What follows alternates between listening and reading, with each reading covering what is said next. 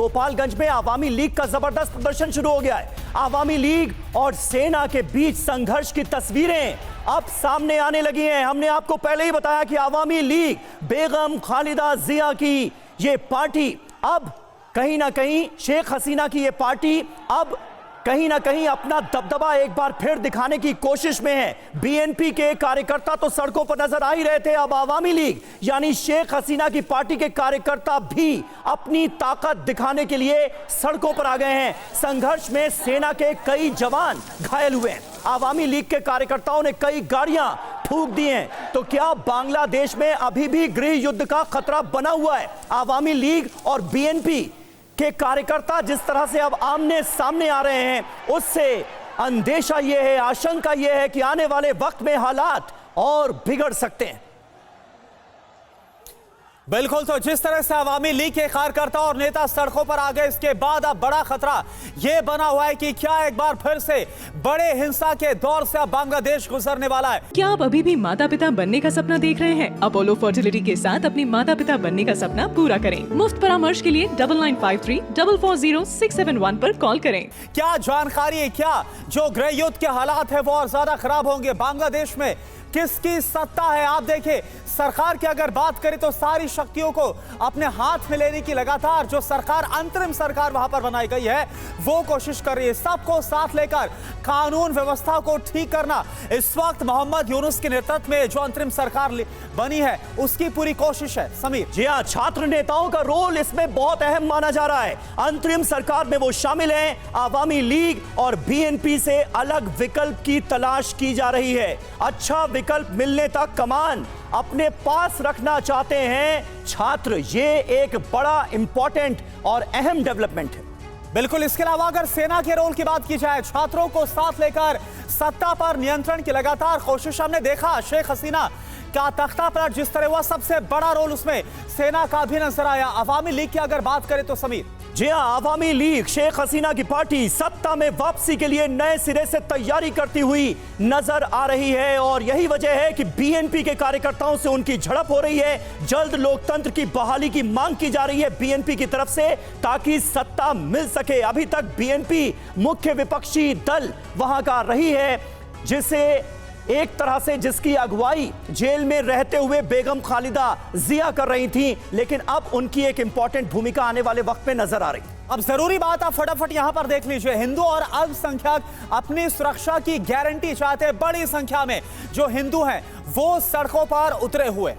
जी हाँ, ये एक बहुत अहम पहलू है और बहुत चिंताजनक पहलू भी है कि माइनॉरिटीज क्या आज की तारीख में अंतरिम सरकार के गठन के बाद भी सेफ हैं या नहीं। हमारे साथ इस वक्त तमाम खास मेहमान मौजूद हैं। संजय भारद्वाज साहब, विदेश मामलों के जानकार, हमारे साथ हैं। एयर मार्शल राजेश कुमार जी हमारे साथ मौजूद हैं। ब्रिगेडियर संदीप थापर हमारे साथ मौजूद हैं। लेकिन सबसे पहले बांग्लादेश की राजधानी ढाका आपको लिए चलेंगे, जहां पर ग्राउंड जीरो से मनीष झा हमें एक एक अपडेट से वाकिफ करा रहे हैं। मनीष, जो तस्वीरें हमने अभी अपने दर्शकों को दिखाई बांग्लादेश से, वो इस मायने में चिंताजनक नजर आती हैं क्योंकि ऐसा लग रहा है कि अब आवामी लीग के कार्यकर्ता सड़कों पर उतरे हैं। बीएनपी के कार्यकर्ताओं से उनकी टक्कर हो रही है, जगह जगह आगजनी हो रही है। तो क्या गृह युद्ध, सिविल वॉर का खतरा बांग्लादेश में अभी भी बना हुआ है?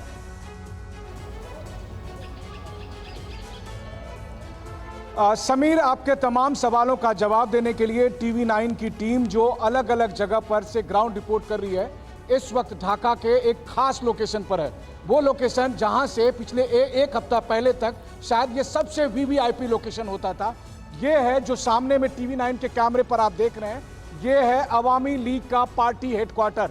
जब शेख हसीना देश छोड़कर गई, उसके बाद प्रदर्शनकारी सीधे यहाँ पर पहुंचे और उसके बाद देखिए ये अवामी लीग मुख्यालय है। अवामी लीग मुख्यालय जिसे कि प्रदर्शनकारियों ने आग के हवाले कर दिया था, उसकी कंडीशन को आप देख सकते हैं। उसके ठीक बगल में जो दूसरी बिल्डिंग है और उसके तीसरी बिल्डिंग, ये जो बिल्डिंग है ये पहले पुराना पार्टी मुख्यालय होता था और फिर शेख हसीना के सत्ताकाल में ये नई बिल्डिंग बनी और ये नया पार्टी मुख्यालय था, अवामी लीग का मुख्यालय। बंगबंधु एवेन्यू पर, ढाका के बंगबंधु एवेन्यू पर स्थित इस मुख्यालय को अभी आप टीवी 9 के कैमरे पर आप देख सकते हैं। और इस वक्त गंगा, आप थोड़ा सावधानी से आइए। और ये देखिए, इसमें हम जाने की भी कोशिश करते हैं और आपको दिखाते हैं, लेकिन उससे पहले आपको मैं एक और लोकेशन दिखाने की कोशिश करूंगा। वो ये है कि देखिए, अवामी लीग के पार्टी मुख्यालय में आग लगाने के बाद उसके बाद छात्रों ने जो लिखा वो सबसे बड़ा संदेश था। यहाँ पर जो आप सड़क पर देख रहे हैं, बंगाली भाषा में लिखा है स्वाधीन बांग्लादेश, यानी कि आज़ाद हो चुका बांग्लादेश। ये छात्रों का मैसेज था। दादा थोड़ा सा साइड होना। तो ये मैसेज उन्होंने ठीक मुख्यालय के सामने आग लगाने के बाद यहाँ पर लिखा है। पुराना पार्टी मुख्यालय मैंने आपको दिखाया, उसके बगल की बिल्डिंग को दिखाया, और ये जो नया पार्टी मुख्यालय है जो कई मंजिला बिल्डिंग दिखाई दे रही है उसको भी मैंने आपको दिखाया। और अब हम जा रहे हैं और मेरे कैमरा सहयोगी और मैं दोनों इस अवामी लीग के पार्टी मुख्यालय के अंदर। अब सोचिए, सत्तारूढ़ पार्टी जो 15 साल से सत्ता में थी उसकी क्या स्थिति होगी। इस वक्त टीवी 9 पर आप एक्सक्लूसिव वो तस्वीरें देख रहे हैं। इस वक्त हम घूम रहे हैं, हम दफ्तर में मौजूद हैं, अवामी लीग के दफ्तर में मौजूद हैं, और अवामी लीग के दफ्तर की ये हालत आप देखिए। इस जगह पर हम मौजूद हैं, यहाँ पर हम अलग अलग कमरे में आपको दिखा रहे हैं। आग लगाने के बाद पार्टी मुख्यालय की क्या हालत हुई थी। शेख हसीना देश छोड़कर गई, उसके तुरंत बाद प्रदर्शनकारी यहाँ पर पहुँचे, उनका गुस्सा इस पार्टी मुख्यालय पर निकला, और जो अवामी लीग आज सत्ता में वापसी के लिए गोपालगंज या दूसरे इलाकों में सड़कों पर उतरी है, उसके पार्टी मुख्यालय की ये स्थिति बता रही है कि अवामी लीग के लिए आसान राह नहीं है। वो इसलिए क्योंकि चाहे बीएनपी हो, छात्र संगठन हो, या फिर, और यहाँ पर देखिए, यहाँ पर लिफ्ट की हालत देखिए। टीवी 9 के कैमरे पर आप वो तस्वीरें देख रहे हैं। दुनिया ने अवामी लीग पार्टी मुख्यालय को आग लगते हुए देखा, लेकिन उसके बाद की कंडीशन क्या है ये देखिए। ये जो लिफ्ट वाली हालत है, यहाँ स्टेयर्स है, स्टेयर्स के जरिए हम चढ़ने की भी कोशिश करेंगे। गंगा थोड़ा सावधानी से उतर के यहाँ पर आइए।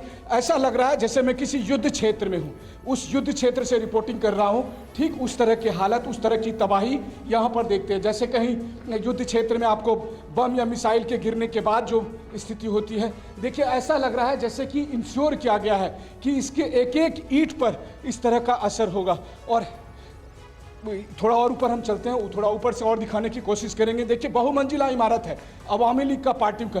शेख हसीना के लिए राहें कितनी मुश्किल होगी उसकी चीख कर ये गवाही देती हुई ये तस्वीरें हैं। ये तस्वीरें आपको बता रही है कि शेख हसीना हो या उनके पार्टी समर्थक हो या अवामी लीग हो, इसमें कोई दो राय नहीं कि 3-4 साल तक वो जब सरकार में रही तो उसके बाद 3-4 साल के सरकार में। अब देखिए, मैं यहाँ 2nd फ्लोर पर आया हूँ।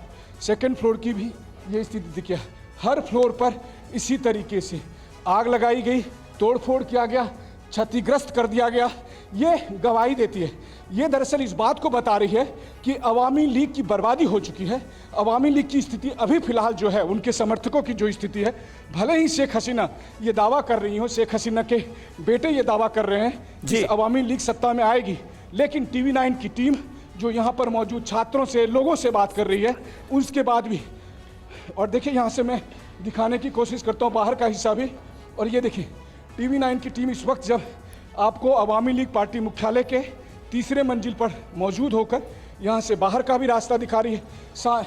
और जब अवामी लीग पार्टी मुख्यालय को आग लगाया गया, तोड़फोड़ की गई, तो फिर उसके बाद प्रदर्शनकारी जो सामने में दूसरी और दुकानें हैं, दूसरे और जो व्यापारिक प्रतिष्ठान हैं, उन सब को भी निशाना बनाया, उन पर भी उनका गुस्सा फूटा, और वो सब तस्वीरें पूरी दुनिया ने देखी थी।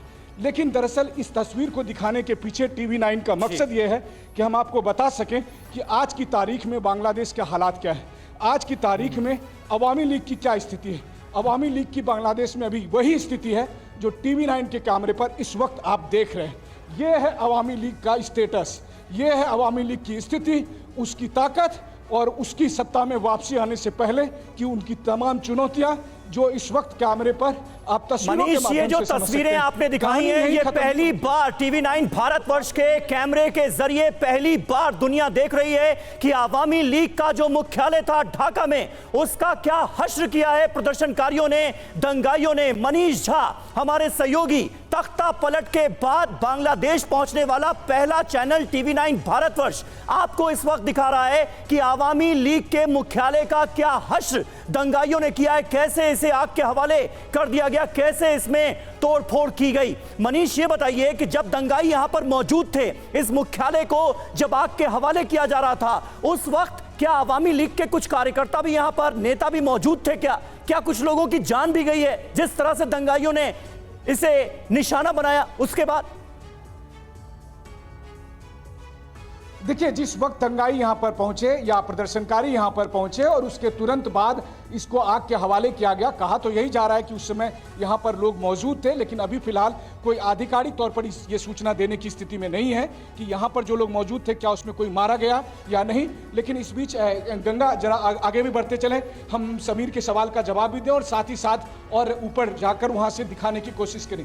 देखिए, जो प्रदर्शनकारी थे वो जिस तरीके से, अगर मैं आपको कहूँ अवामी पार्टी लीग मुख्यालय को जिस तरह से जलाया गया, तोड़ फोड़ किया गया, इसका मतलब यह है कि जलाने से पहले वो अंदर आए थे, क्योंकि जो स्थिति यहाँ बता रही है कि इसका मतलब पहले उन्होंने इसको तोड़ा, इसको बुरी तरह से ध्वस्त किया और उसके बाद जो है तोड़फोड़ के बाद तब उन्होंने फिर इसमें आग लगाई और वो चीज़ें यहाँ पर साफ तौर पर दिखाई दे रही है। एक एक तस्वीर इस बात की गवाही दे रही है कि यहाँ पर हुआ क्या होगा। अब सबसे बड़ी बात यह है कि अगर यहाँ पर अवामी लीग के समर्थक थे तो जाहिर है कि उन प्रदर्शनकारियों का गुस्सा उन पर भी टूटा।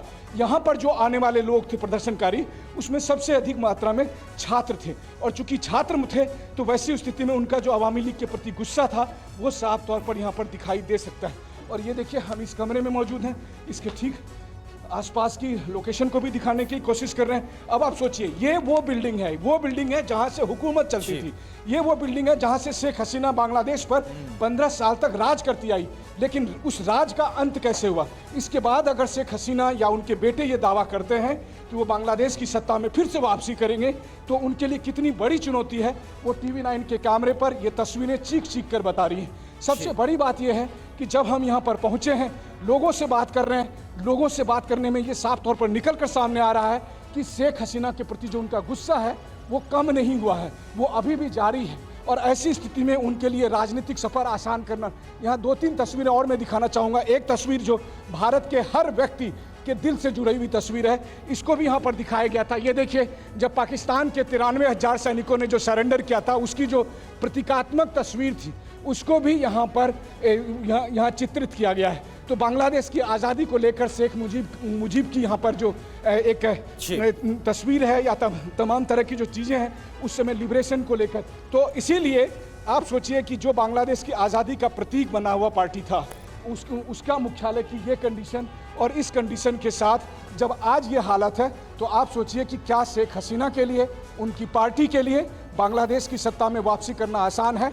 मुझे लगता है कि अभी फिलहाल वो असंभव सा ही दिखता है। वो इसलिए क्योंकि बात केवल पार्टी मुख्यालय के जलाने तोड़फोड़ करने तक से सीमित नहीं है।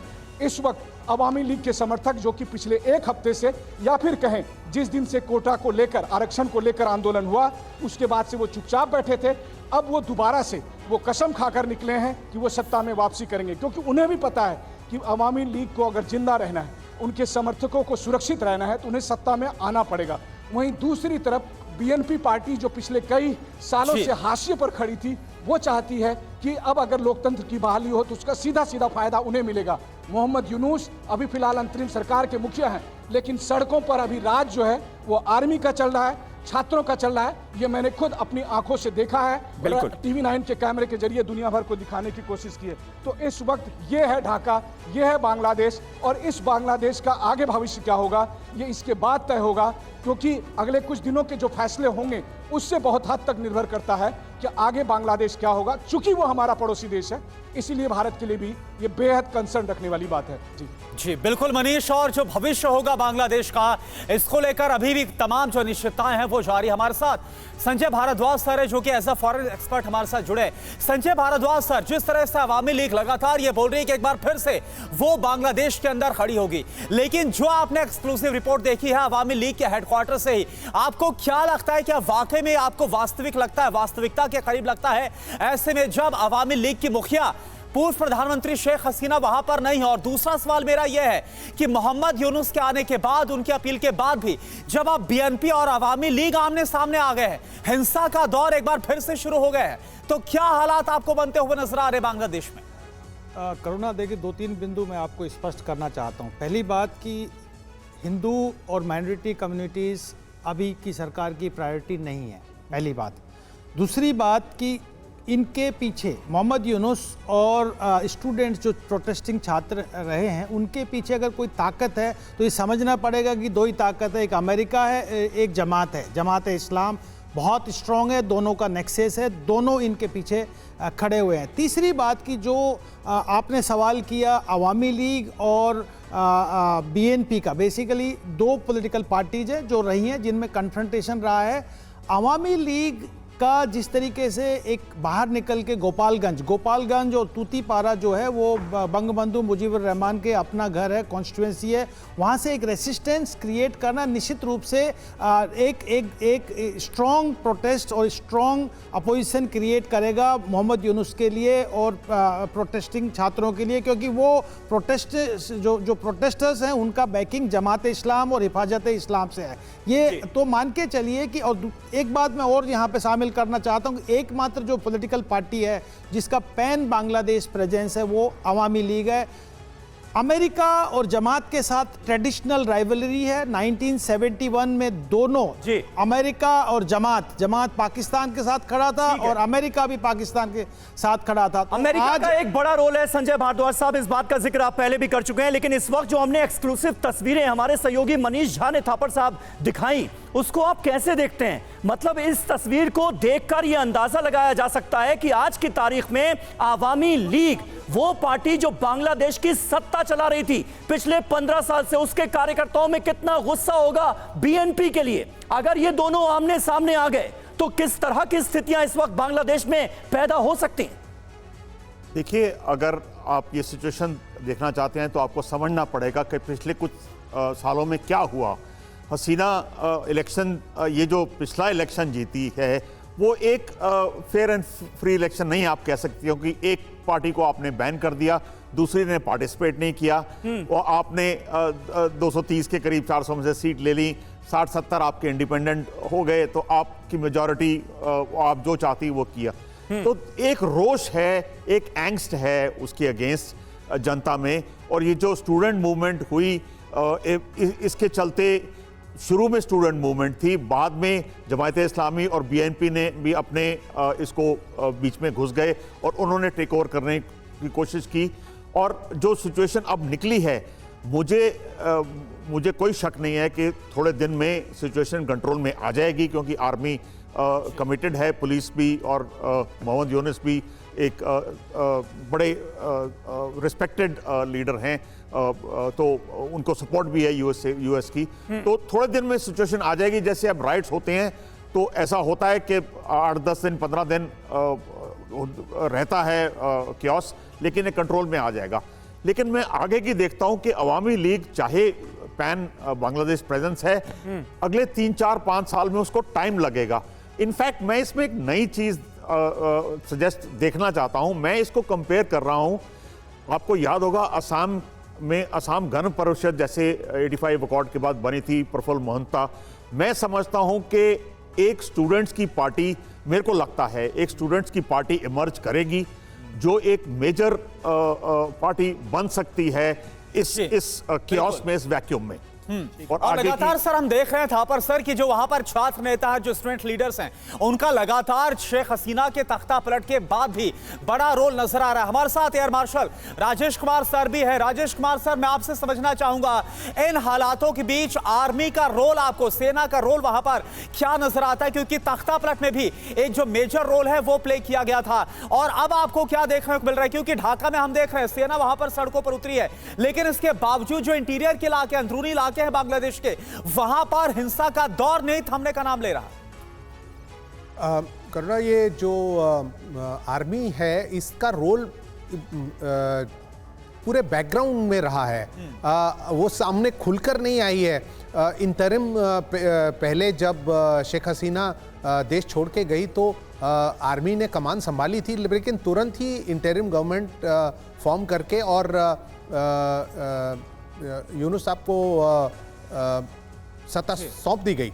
लेकिन जो आर्मी जिस तरह से पहले वो एक दिन गई और हिंदू के टेम्पल्स वगैरह के सामने खड़ी हो गई, फिर दूसरे दिन वो निकल आई बाहर, तो मेरे को लगता है कि आर्मी के बीच में भी एक थोड़ा सा कंफ्यूजन है कि वो किस साइड जाए, क्योंकि लगता है कि जो सपोर्ट जमात का जो है स्टूडेंट्स के ऊपर है, उसको देख करके आर्मी थोड़ी कंफ्यूज हो गई है कि क्या हम स्टूडेंट्स के साथ खड़े रहें या उनको अपोज करें।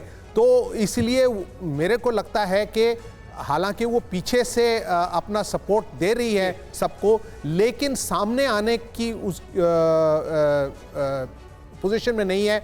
और मेरे को लगता है कि ये जो आर्मी है ये अभी जब डिसाइड करेगी कि मैं किसके पीछे अपना वेट थ्रो करूं, वही जो है फाइनल गवर्नमेंट फॉलो करेगी। और इसीलिए ये हिंसा अभी भी जारी है। नहीं तो जो गुस्सा स्टूडेंट्स का था वो थम जाना चाहिए था, क्योंकि तख्ता पलट तो हो गई है और उसके बाद इंटरिम गवर्नमेंट भी आ गई है।